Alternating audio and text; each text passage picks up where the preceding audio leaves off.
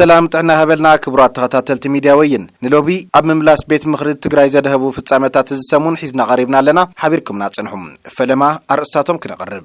هو حات زي من رجع عن مفتار مست منجستي السودان تحابيري سرح كم زلهم سيل كاز قرابة خص منجستي إثيوبيا ودبنا هزبا ويا نحرنا تجري نتيجوام بيت مخرج تجري ندكتور دبرتيان قبل ميكائيل بريزيدنت تجري جيرو شيموم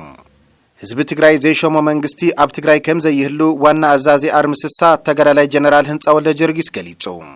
ምእንተ ሰላም ክበሃል በህዝብ ዝተመረጸ ተወንዚፉ ዝጸንሐ ቤት ምኽሪ ትግራይ ናብ ንቡር ስርሑ ክምለስ ምግባሩ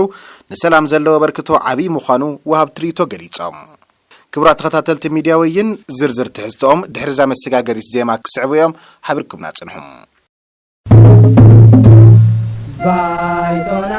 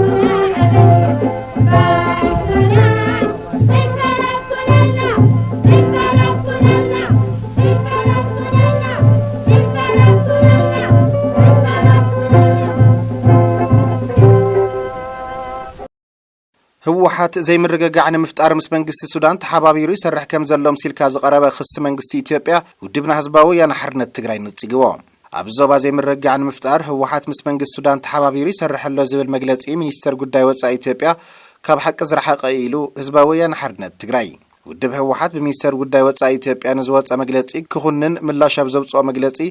تخص مسيرة ألبو حلاف ناس جودلون ملكة موزع زي تساري حبريتان مخانو بمحبار نتيجولهم ኣብ ኢትዮጵያ ይኹን ኣብ ዞባ ሰላምን ምርግጋዕን ዝረጋገጽ ሓላፍነት ብዝተመልኦ ኣሰራርሓን ብዘተንበር ብፕሮፓጋንዳ ወይ ነገራት ብምግዳድ ከም ዘይኮነ ቤጽሕፈት ህወሓት ኣብ መግለጺኡ ኣብሪሁም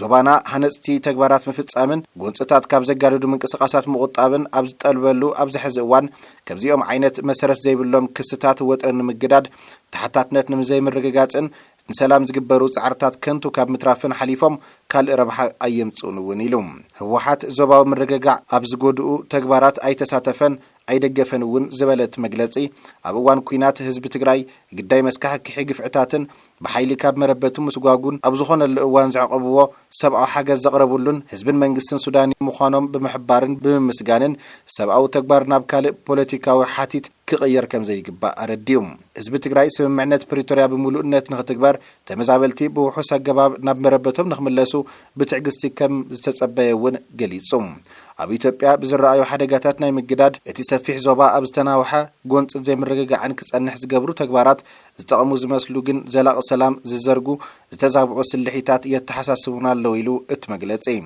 كم زي أمزبلو تكبارات مسجورة بتاع جرات زهلو ركب يحرف فترح زي كونس دليت حزب إثيوبيا أبزي كونا قنتي زنبر ويوكب الجليد اللام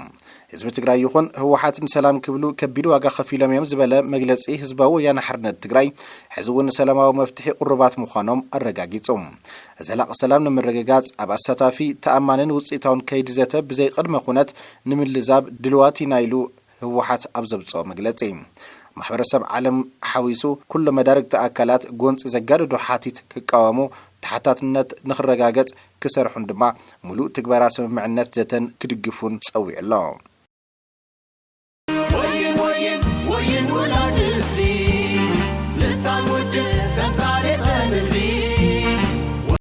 ቤት ምኽሪ ትግራይ ዶክተር ደብረጽዮን ገብረ ሚካኤል ፕሬዝዳንት ትግራይ ገይሩ ሸይሙ ቤት ምኽሪ ትግራይ ብ27 ሚያዝያ 2018 ዓመተ ምህረት ስምምዕ ውዕል ፕሪቶሪያ በወገን መንግስት ፌደራል ምፍራሱ ስዒቡ ኣብ ዘካየዶ ጉባኤ ብትምህርትን ጥዕናን ምኽንያት ዘይተረኸቡ ኣፈጉባኤን ምክትል ኣፈጉባኤን እቲ ቤት ምኽሪ ሸይሙሎም بحزبن أزكللن استوهابن حلافنت بحزبن أزكللن توهابن حلافنت بقنعنان وفينتن كمون حقن سرعتن مسارات بمقبار سرحين مفتصام قالياتو ቤት ምኽሪ ትግራይ ኣብ ተዘካየዶ ጉባኤ ብሕማም ምኽንያት ዝተጓደለ ናይ ምክትል ኣፈጉባኤ ቦታ ዘትዩ ንወይዘሮ ምሕረት በርሀ እውን ሸይሙ እዩ ዝተዋሃበና ሓላፍነት ብቕንዕናን ብተወፋይነትን ከምኡውን ሕግን ስርዓትን መሰረት ብምግባር ስራሕይን ምፍጻም ቃልያቱ ካብኡ ብተወሳኺ በይናዊ ሽመት ግዚያዊ ምሕዳር ዘይተቐበለ ቤት ምኽሪ ትግራይ ምስ ህዝቢ ትግራይ ብምዝታይ ዘለዎ ሓላፍነትን ግቡእን ተጠቒሙ ፕሬዝዳንት ትግራይ ሸይሙሎም በዚ መሰረት እውን ኣቦ ወንበር ውድብና ህዝባዊ ወያነ ሓርነት ትግራይ ዶክተር ደብረጽዮን ገብረ ሚካኤል ፕሬዝዳንት ትግራይ ገይሩ ሸይሙሎም ዶክተር ደብረጽዮን ፕሬዝዳንት ብሔራዊ ክልላዊ መንግስት ትግራይ ክኾኑ እንድግፍ እሺ ነውርድ ተቃውሞ ዘለዎ تقامو حدثب الدمصة تعقوه خلتلو سلازي بحد تقامو الدمصة تعقون بسترف عبال بيت مخري دمصي البريزيدانت تمريض أمرلو يغني لنا نحق منجستي تأمان بمخان كأب منجستن حزبن أذكرل كأب منجستن حزبن زغلل استوهابنا حلافنت بقنعنان بوفينتن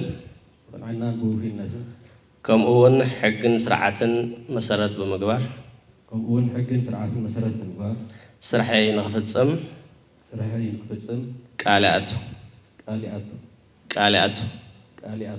ቤት ምኽሪ መንግስት ትግራይ ኣብ ዘካየዶ ሻድሻይ ዘበን ሻድሻይ ስሩዕ ጉባኤ ዶክተር ደብረጽዮን ገብረ ሚካኤል ፕሬዝዳንት ገይሩ ብምሻም ክሳብ ቀጻሊ ጉባኤ ኣብ ቤት ምኽሪ ፈጻሚ ስራሕ ዘድልም ትዕራይ ብምግባር ስሩሖምና ሰርሑ ክጸንሑ ዝቀረበ ውሳነ ሓሳብ ምጽዳቁ ስዒቡ ሎም መዓልቲ ዕላው ስራሖም ጀሚሮም እዮም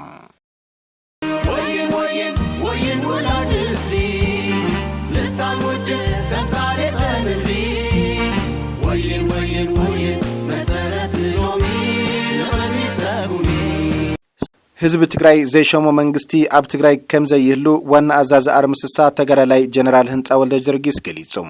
ፕሬዝዳንት ግዚያዊ ምሕዳር ትግራይ ብፌደራል መንግስቲ ክሽወም ውድብ ሕወሓትን ሰራዊትን ኣስተዋጽኦ ከም ዝነበሮም ዘዘኻኸረ ተጋዳላይ ጀነራል ህንጻ ወልደ ጀርጊስ ካብ መጋቢት 30 ተሸይሙ ዝመጸ ኣካል ግና ናይ ሽመት ደብዳቤ እውን ከም ዘይብሉ ሓቢሩ ኣብ ትግራይ ድማ ብህዝቢ ትግራይ ዘይተሸመ ኣካል ከም ዘይህሉ ይገልጽ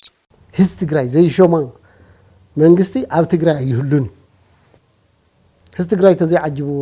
ሰራዊት ትግራይ ተዘይዓጅብዎ ፖሊስ ትግራይ ተዘይዓጅብዎ ከመሊ መንግስት ዝኸው እንድሕር እዚ ዘሸይክሙ ለይሉ ነቲ ሽማዊ እዚ ዝሕሸን ብዝበለ እንተኸይዱ ደኣ ተገዚእና ኣለና ማለት ኮይኑ ተገዚእና ኣለና ማለት ኣይን ግዛእን ኮይና ንብል ዘለና ንሕና እምቢ ኢና ንብል ዘለና ተጋዳላይ ትግራይ ብልዕሊ 2.8 ሚልዮን ህዝቢ ትግራይ ዝመረጾ መንግስቲ ንኽምለስ ካብቶም ዝተጋደለሎም ዕላማታት ሓደ እዩ ዝበለ ጀነራል ህንጻ ብህዝቢ ዘይተሸመ መንግስቲ ድማ ሰራዊት ትግራይ ከም ዘይቕበሎ ገሊጹ ተደሊኹም ዓድኹም ግዝኡ ህዝብኹም ግዝኡ ህዝቢ ትግራይ ግን ይግዛእን ይትመገስ ኣነ በረኻ ክወጽእ ዘለኹ እዚኣ እያ ተኻሊእ ተጋዳላይ ዝመርሐውን በዚኣ እዩ ንዝኸደ ናብ ናይ ኣርማ ኣዛዚ ይምልከት ንኻሊ ጀነራል ይምልከት መክሮም መንግስትና ኢሎም ኮና ኣህርታት ከለዓሉ ንሕና ናይ መንዲና ኢሉ ናይ ህዝብ ኮይና ንግለሰብ ዲና መጺና ኮይሉ ትሰራዊ ንሕና ደቂ ህዝብና ዝደልየና ንገብር ጓዓ ወይ ንስኻ እንታይ ኢኻ ግለሰብ ተባሂሉ ተነጺጎም ኮይም ቶም ዝኸዱ ጀነራል ከይዱኩም ዝኸዱ ዝበሃል ገለገሊኦም ከተነጺጎም ወይን ወላድ ህዝቢ ልሳን ውድ ተምሳ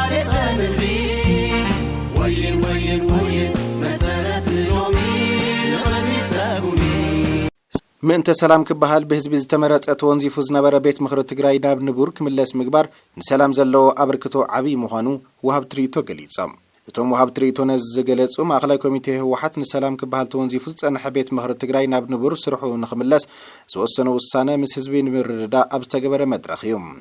ከመገላልጻቶም ወሃብ ትርኢቶ ኣብ 2012 ዓመተ ምህረት ጳጉሜን ብ2.8 ሚልዮን ህዝቢ ዝተመረጸ መንግስቲ ንሰላም ክበሃል ዝተኣተወ ውዕሊ ፕሪቶሪያ ተወዚፉ ከም ዝጸንሐ ብምዝኽኻር ማእኸላይ ኮሚቴ ህወሓት ብህዝቢ ዝተመረጸ መንግስቲ ናብ ንቡር ስርሑ ክምለስ ዝወሰነ ውሳነ ከም ዝድግፉን ንሰላም ንምርግጋእን ዘለዎ አበርክቶ ዓብይ ምዃኑን ተግባራውነቱ ናይ ባዕሎም እጃም ከም ዘወፍዩን ገሊጾም እዮም ናብ ሱዳን ተሓናጊርካ ብጥሜት ይኸይድ ነበረ ህዝብና ላባ አዲስ አበባ ድማ እንደገና ተሓናጊሩ ንኽኸይድ እዩ ብጥሜት ተሐቂቁ ደሞዝ ኸሊኡ መንግስት ሰራተኛ ኪባታተን ድሕሪ ኣብ ትሕቲኡ ኮይኑ ባርያ ኮይኑ ክግዛእ ዝገብረሎ ሽርሒ እዩ ስለዚ ንዚ ከዓ ነቂሑ ምውሳኑ በማእኸላይ ኮሚቴ ውድብ ህወሓት ድማ ትክክለኛ ውሳኔ ኢለ እንወስድ ማለት ይኽባር ምክሪ ቤት ላቦቱ መምላስ ማለት በትክክለኛ ህብረተሰብ ንግልገለሉ ማለት እዩ ለሊክ መርጽ ለሊክ ድብሪ በተህዝቢ መራሕነት በቶም ምክሪ ቤት ተወከሉ ወክልና በኦም ልኮን አምተናይ ቀደም ነበረ ክንመጽእ ጣዕሚ ቅቡል እዩ በቲ ዝተቃለስናሉ በቲ ዝተጋደልናሉ ህዝቢ ዝመረጾ መንግስት ክምራሕ ህዝቢ ትግራይ በመሰረቱ ሕዘ ይኮነን ገዛእቲ ዝጸልእ ካብ መጀመሪያ ካብ ተፈጥሩ ባዕሉ ክመሓደር ዝኣምን ማለት 2012 ዝነበረ ምሕደራ ናይ ትግራይ ናብ ዝነበሩ ይመለስ ማለት ማእኸላይ ኮሚቴ ብዝሓለፈ መሰረት ጉቡእና ወቅታዊ ኢለ ዝሓስብ ክቡራት ተኸታተልቲ ሚድያ ወይን ንሎም ሰሙ ዝናሕዝናዮም ፍጻመታት ዝሰሙን እዞም ሰማዕኹሞም ይመስሉ ነይሮም ኣብ ቀጻሊ ብሰሙን ብተመሳሳሊ ሰዓት ብኻልእ ትሕዝቶ ክንራኸብ ኢና ክሳብ ሽዑ ሰሰናይ ተመኒና ትሕዝቶታት ሚድያ ወይን ስለትከታተሉ ነመስግን በብእዋኑ ዝፍነው መደባት ወይን ምክትታል ሳብስክራይብ ላይክ ሼር በመግባር ቤተሰብ ሁኑም ሁሉ ሃናጽት ትብልዎ ርእይቶኹም ክንቀበል ኢና ሚድያ ወይን